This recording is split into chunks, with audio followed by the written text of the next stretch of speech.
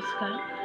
কবি হেম বৰুৱাৰ কবিতা মমতাৰ চিঠি পাঠ কৰিবলৈ ওলাইছোঁ। কিবা ভুল হ'লে ক্ষমা কৰিব।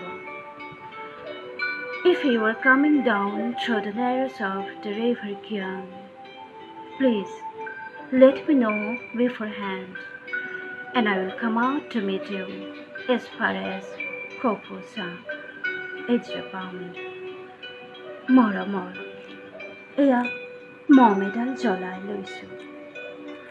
আজি বহু দিনৰ মূৰত তোমালৈ চিঠি লিখোঁ বুলি। বাহিৰৰ উৰুঙা বতাহ যাকে মমডাল আহি কোবাইছেহি। চাওঁ খিৰিকীখন জপাই দিওঁ। 7 বছৰৰ আগৰ কথাবোৰ তোমাৰ বাৰু মনত আছেনে? আমি যে নতুন জীৱনটোৰ পাতনি মেলিছিলোঁ। মোৰ গাত সেই অচিনাকি নিচা বাৰুকৈয়ে লাগিছিল। সেইদিনা আছিল কাতিৰ কুঁৱলী সনা এটা কোমল পুৱা। পদূলিত তলসৰা শেৱালিবোৰ উপচি আছিল। আৰু সন্ধিয়া মই তোমালোকৰ ঘৰলৈ নকৈ আহিবৰ দিনা আকাশৰ মেঘৰ মোহনাত হালধীয়া জোনটো নাওখন হৈ আমাক যে ৰিঙিয়াই মাতিছিল তৰাৰ দেশলৈ। মই লোৱা ৰঙা ৰিহাখনলৈ তুমি বাৰু তেনেকৈ কিয় একেথৰে চাইছিলা? মোৰ কেনে লাগিছিল জানা? তুমি যেন কোনোবা দূৰ বিদেশৰ স্বপ্নাতুৰ আলোকৰ মানুহ, আৰু মই যে তলসৰা এপাহ শেৱালি। সেইদিনা মন সাগৰত মোৰ এৰি অহা আৰু আহি পোৱা অলে থৈ কঁপনি জাগিছিল। তোমাৰ জানো এইবোৰ কথা মনত নাই?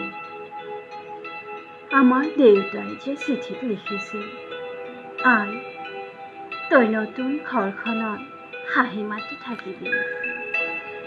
এইবোৰ 7 বছৰৰ আগৰ কথা। মোৰ যে সকলোবোৰ পুৰাণো সাধু যেন লাগে। জেঠমহীয়া দেউতাৰ বছৰেকীয়া হৈ গ'ল। তোমাৰ বাবুৰ এতিয়া বৰটো হৈছে। তাৰ ওপৰ পাৰি এধানমানি ডালিমগুটি যেন দাঁত অকণি গজিছে। সি মোক একেবাৰে নিদিয়ে। কেতিয়াবা মোৰ যে ইমান খং উঠে। তুমি নাই নহয়, সেইকাৰণে। সি বাৰু মোৰ বগা সাজযোৰলৈ এনেদৰে তধা লাগি চাই থাকে কিয়?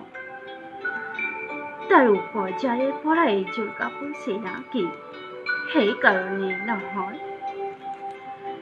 বাবুল এতিয়া বৰটো হৈছে, বুজিছা?